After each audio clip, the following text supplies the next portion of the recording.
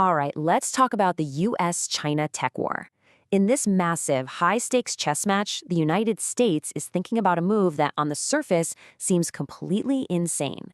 They're considering selling one of their most powerful AI chips, the NVIDIA H200, to their biggest rival, China. It seems to defy all logic, so we're going to break down what is really going on here. I mean, think about that for a second. What if the best way to actually win is to arm your opponent? It sounds like a total paradox, right? But this is the question at the very heart of the debate in Washington. It's this super counterintuitive strategy that could pretty much flip the script on everything we thought we knew about tech containment. So, to really get how we ended up here, we have to rewind a bit and look at the original US game plan. For years, the goal was, simple in theory: build a technological wall so high and so strong that China just couldn't get its hands on the advanced AI chips it needs. And as you can see from this timeline, that wall has been, well, constantly under construction. It kicked off in 2022 with a big ban on top-tier chips. But ever since then, the policy has been all over the place, getting tighter, then looser, then tighter again. This constant back and forth, especially that moment in 2025 with the H20 chip getting banned and then unbanned, it just shows you how incredibly tricky this whole balancing act has become. Okay, so here's where the strategy got really clever. In late 2023, the US rolled out this new metric called performance density. The best way to think about it is like this. It's not just about how fast a car can go, it's about how much horsepower you can cram into a tiny engine. By capping how much computing power could be packed into a small physical chip, the US was basically blocking any chip that needed the most advanced manufacturing in the world to build. Pretty smart, right?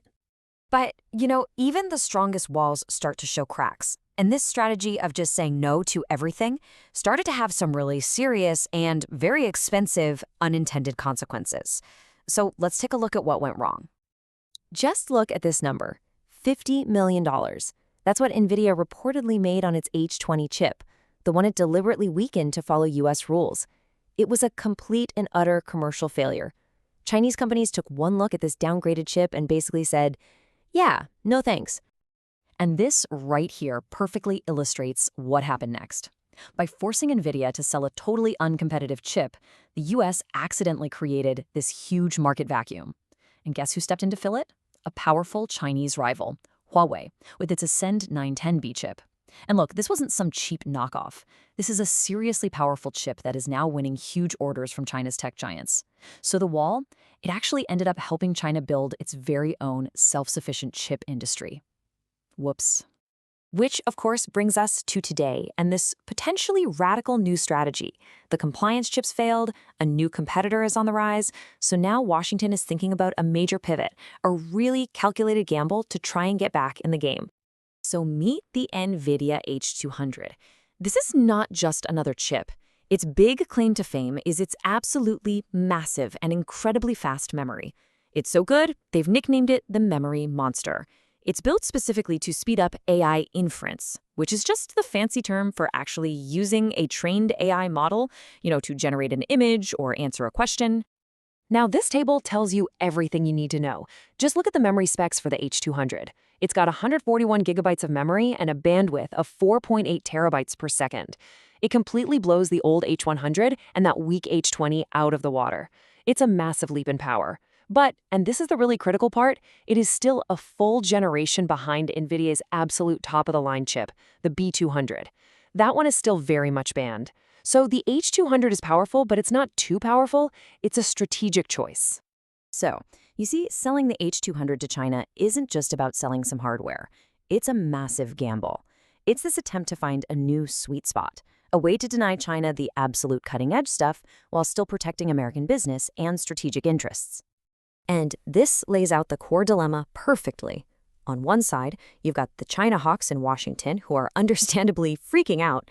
They're warning that this chip could supercharge China's military and surveillance AI. But on the other side, you've got this argument that blocking sales is actually self-defeating.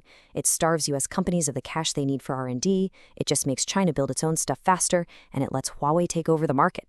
Plus, and this is huge, it weakens the grip of NVIDIA's CUDA software. That's the programming language everyone uses for AI, and keeping China hooked on that is a major strategic win for the US. And look, these security concerns are not just talk. This quote came right on the heels of a DOJ indictment that uncovered a plot to smuggle banned NVIDIA chips into China. So for the critics, it's simple. You just cannot allow American technology to fuel Beijing's military. Full stop. And this whole debate inside the US is having a huge ripple effect around the world. This decision isn't being made in a bubble, and the constant policy changes are creating some major headaches for America's closest allies. Think about it. Key partners like the Netherlands and Japan, who are home to absolutely critical tech companies like ASML, they followed the US's lead. They put their own restrictions in place. But this constant policy whiplash from Washington creates this massive credibility gap. It makes it impossible for their industries to plan for the future, and honestly, it might just push them to go their own way, creating their own tech policies and fracturing that whole united front. And so we're left with this fundamental question. Has the whole era of building higher and higher walls just failed? Is the future of this competition actually about strategically opening a few very carefully controlled gates? The answer to that is going to define not just the AI industry, but the entire future of global power.